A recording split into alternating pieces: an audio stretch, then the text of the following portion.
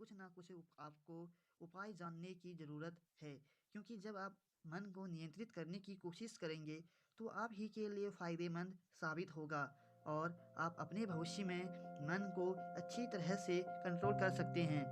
मन को भटकने से रोकने के लिए आपको सर्वप्रथम योगा करना होगा। दोस्तों, मन को भटकने से रोकने के लिए आपको योगा करने की आवश्यकता पड़ती है, जो आपके मन को नियंत्रित करने के लिए बहुत ही महत्वपूर्ण साबित होता है। योग में ऐसी आसन उपलब्ध होते हैं जिसके माध्यम से आप कुछ आसन को अपनाकर आप अपने मन को भटकने से रोक मन के भटकाव को कम करता है। मन को भटकाने के उपाय में एक मेडिटेशन भी आता है, जिसे साधारण भाषा में ध्यान करना कह सकते हैं।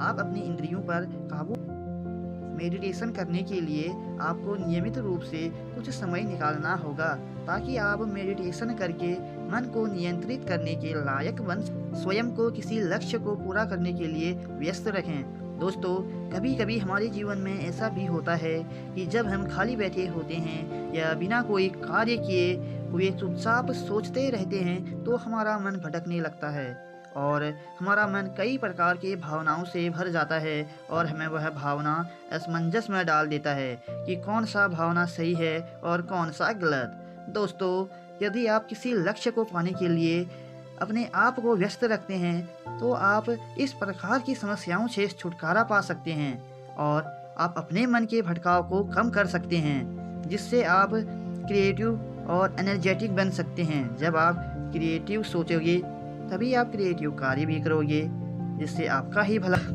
अपने चेहरे पर से गुस्से को दूर भगाएं और मुस्कुराहट लाएं। दोस्तों, जब आप अपने चेहरे पर गुस्सा की भावना संजोए रहते हैं तो आप किसी चीज़ को आप देखते हैं तो आपको उससे गुस्सा होने लगता है। इसके परिणाम स्वरूप यह होता है कि आप हर चीज़ को या अन्य व्यक्ति के बारे में भी बुरा भला सोचने लगते हैं, जिससे आपके अंदर नकारात्मकता आप पर हावी हो जाती है और आप नकारात्मकता में ही फंसे रहते हैं, जिससे आपका मन भटकने लगता है और भटकता ही रहता है।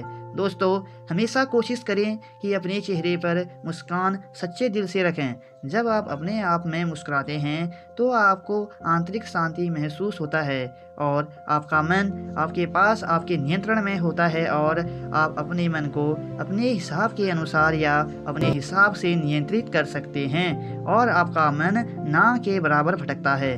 दोस्तों, यदि आप मुस्कुराते हैं तो अपने चेहरे के द्वारा सकारात्मक की भावना दिखाई देता है, जिससे आपका दिमाग भी सकारात्मकता के सागर में डूबा रहता है, जिससे आपका मन सकारात्मक विचार को ही सोचता है और अच्छे कार्य करने की कोशिश करता है, जिससे आपकी ज़िंदगी को नई उड़ान मिल। स्वयं को अनुशासित रखने की कोशिश करें। दोस्तों, यदि आप स्वयं को अनुशासित ढंग से नहीं रखते हैं, इसका मतलब है कि आप कई प्रकार के नकारात्मक भावनाओं में फंस जाएंगे, क्योंकि बिना अनुशासित रहे किसी भी भावना पर कंट्रोल करना बहुत ही मुश्किल होता है, लेकिन असंभव नहीं है।